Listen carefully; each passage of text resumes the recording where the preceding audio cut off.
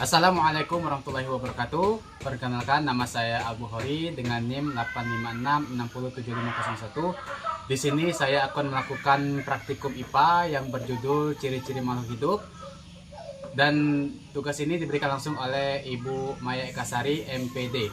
Dan selamat menyaksikan. Baik, sebelum saya menunjukkan hewan-hewan yang akan saya temui, di sini saya akan menjelaskan dulu ciri-ciri makhluk hidup. Jadi, ciri-ciri makhluk hidup itu adalah karakteristik yang membedakan organisme hidup dari benda mati, seperti bernapas, memerlukan nutrisi, bergerak, tumbuh, dan berkembang, memproduksi, berkembang biak, peka terhadap rangsangan, dan mengeluarkan zat tersisa. Baik, di sini saya akan menunjukkan ciri-ciri makhluk hidup. Yang pertama, kita akan menunjukkan hewan yang bernama kucing. Jadi di sini ada kucing yang sedang makan. Kucing ini adalah salah satu ciri-ciri makhluk hidup, yang dimana ciri-ciri makhluk hidup ini dia bernapas, dan makan, minum, dan lain sebagainya.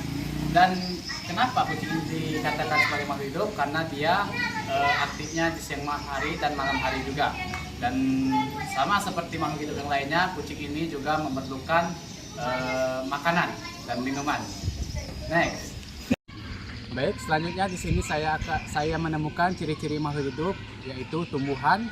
Di sini saya akan memperlihatkan ada tumbuhan yang bernama pepaya. Jadi pepaya ini adalah salah satu ciri-ciri makhluk hidup yang tumbuh.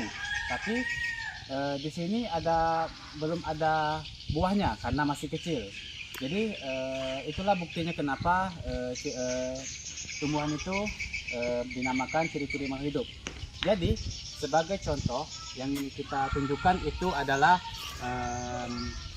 ciri-ciri pepaya yang sudah besar, yakni yang ada di sebelah sini itu sudah ada buahnya, dan buahnya ini sudah banyak.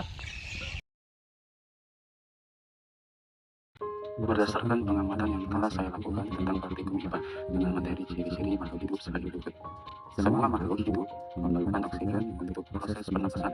Hewan seperti kucing, sapi, dan burung bernapas dengan paru, sedangkan semut menggunakan trakea. Tumbuhan juga bernapas melalui stomata dan lintisel untuk mengambil oksigen dan melepaskan karbon dioksida.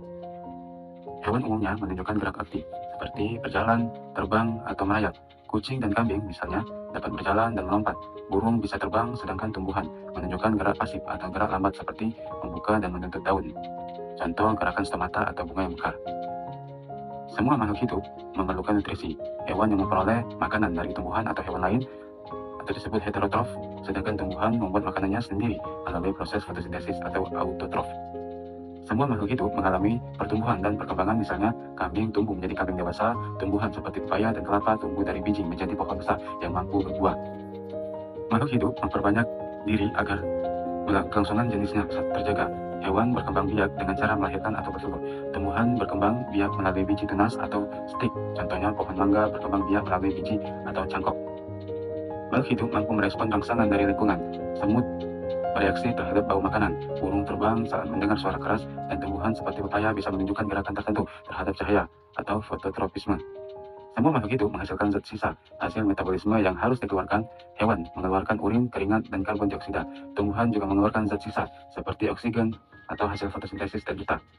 Dengan demikian, melalui pengamatan terhadap hewan dan tumbuhan dapat dipastikan bahwa semua makhluk hidup memiliki ciri-ciri umum. Walaupun cara atau bentuk perwujudan ciri-cirinya berbeda antara hewan dan tumbuhan, namun secara prinsip semuanya menunjukkan bahwa mereka adalah makhluk hidup.